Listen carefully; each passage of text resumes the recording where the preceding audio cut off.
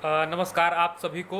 Janata Dal United की ओर से आज संडे संवाद में आपके समक्ष मुझे नरकटियागंज प्रखंड जदयू की ओर से लाइव होना था, लेकिन नेटवर्क कारणों की वजह से मैं लाइव संवाद स्थापित कर पाने में असमर्थ हो रहा हूं। इसलिए मैंने यह रिकॉर्डेड वीडियो आपके समक्ष डाला है।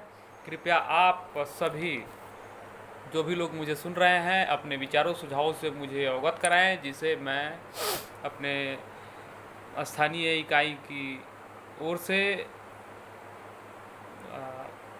प्रदेश एवं राष्ट्रीय स्तर तक इसको पहुंचाने का मैं काम करूंगा। उम्मीद करता हूं कि आप, आपके परिवार के लोग, आपके आस पड़ोस के लोग स्वस्थ और कुशल होंगे। आप सभी का इस संवाद में मैं एक बार पुनः स्वागत करता हूं।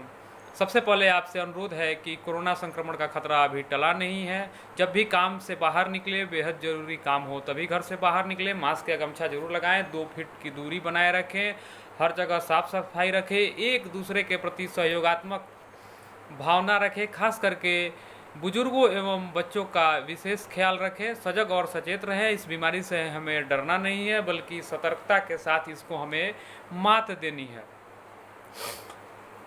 साथ ही माननीय मुख्यमंत्री जी के साथ इस दौरान बिहार के बूथ स्तर तक के जनता दल यूनाइटेड परिवार के सदस्यों के साथ जो वर्चुअल संवाद स्थापित किया गया, मुझे बेहद खुशी हो रही है कि माननीय मुख्यमंत्री जी ने आप सभी के लिए, आप सभी को बताने के लिए कुछ संदेश दिया है, जो हमारे माध्यम से, संगठन के लोगों के माध्यम से आप तक पहुंचाया जा रहा है। इसी कड़ी के हिस्से के रूप में मैं आपसे संवाद स्थापित कर रहा हूं। आज हम बात करेंगे कि बिहार के माननीय मुख्यमंत्री श्री नीतीश कुमार जी ने विगत 15 सालों में किस प्रकार से बिहार का शासन चलाया है।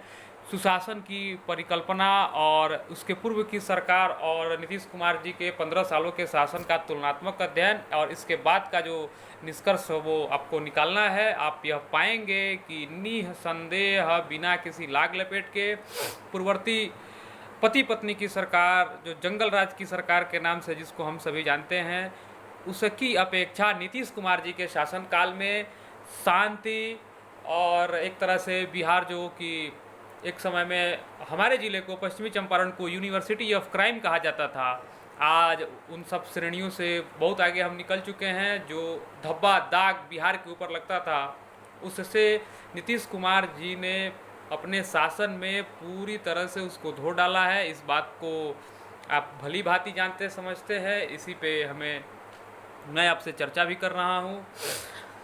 साथ ही माननीय मुख्यमंत्री नीतीश कुमार जी ने जिस प्रकार से 7 निश्चय योजना को धरातल पे उतारा है, हर घर बिजली पहुंचाने का जो उन्होंने वादा किया था, स्वास्थ्य सुविधाओं को पहुंचाने का जो वादा किया था, उस पर 100% खरे उतरे हैं। अपने निर्धारित समय सीमा से पूर्व बिहार के प्रत्येक घर में बिजली पहुंचा दी गई। आप के लिए नीतीश कुमार की महत्वाकांक्षी एक लोक महत्व की योजना, हर घर में नल का जल पहुंचाने की योजना आज मूर्त रूप ले रही है। आप जहां कानून, लॉ एंड ऑर्डर की बात कर ले, कानून विधि व्यवस्था की बात करें, आप पूर्ववर्ती सरकार को, आप जिन लोगों ने इसमें जिया है, जिन लोगों ने देखा है, उनको बताने की ज़रूरत नहीं है। अपहरण, फिरौती और लूटपाट की घटनाएं, ये सारी बातें बिहार में आम हो चली थी। कब किसका अपहरण हो जाए, कब किसके ऊपर बमबारी हो जाए, उद्यमियों का लगातार पलायन, लगातार बंद होते उद्योग धंधे, लालू राबड़ी के शासनकाल की, राजद के शासनकाल के ये आइकॉन है। ये लालू के शासनकाल की आइकॉन है। राजद की जो सरकार बिहार में चली, पति पत्नी की सरकार, जंगल राज की सरकार, देश विदेश की मीडिया ने उसके बारे में क्या लिखा। इसके बाद से नीतीश कुमार जी ने जिस प्रकार से सत्ता संभाली, और उसके बाद से ग्रामीण सड़कों का जिस प्रकार से जाल बिछाया गया, महिलाओं की सत्ता में भागीदारी, महिलाओं को आरक्षण, आज पूरे देश में सबसे अधिक महिलाएं किसी पुलिस बल में हैं तो वह बिहार में है। नारी सशक्तिकरण का काम नीतीश कुमार जी ने बेहद सराहनीय ढंग से किया है। पढ़ने वाली बच्चियों को साइकिल देने की बात हो या गरीब बच्चों के लिए छात्रवृत्ति और पोशाक देने की ये छोटी छोटी योजनाएं, लेकिन बहुत कारगर योजनाएं दलित महादलित समुदाय के वैसे बच्चे जो शिक्षा से वंचित थे उन सभी को मुख्य धारा से जोड़ने का काम, उनको शिक्षा से जोड़ने का काम माननीय मुख्यमंत्री जी के नेतृत्व में बिहार में यह संभव हुआ है। इस बात को आप भली भांति जानते हैं। और आगे भी नीतीश कुमार जी के हर एक कार्यकाल में एक से एक बढ़कर के काम हुआ है। क्षेत्रीय स्तर पे बात करें तो पश्चिमी चंपारण में आज आप देखेंगे कि गंडक उस पार जाना, जो कि उत्तर प्रदेश से जुड़ना नाव से होकर के लोग जाते थे। आप सभी आज नारायणी नदी गंडकी पे जो पश्चिमी चंपारण में पुल बना है, आज उत्तर प्रदेश की सीमा, उत्तर प्रदेश पहुंचना हमारे ज़िले से कितना आसान हो चला है। इसी प्रकार से नीतीश कुमार जी के शासन में बिहार का विकास दर बेहद उत्कृष्ट रहा है। बिहार के बजट को ही देख लें कि पूर्व में बिहार का बजट क्या होता था, आज बिहार की क्या स्थिति है। सबसे बड़ी बात है बिहार की विधि व्यवस्था। जो बिहार की विधि व्यवस्था पूर्व में होती थी, क्या आप ईमानदारी पूर्वक बताएं वह स्थिति आज है।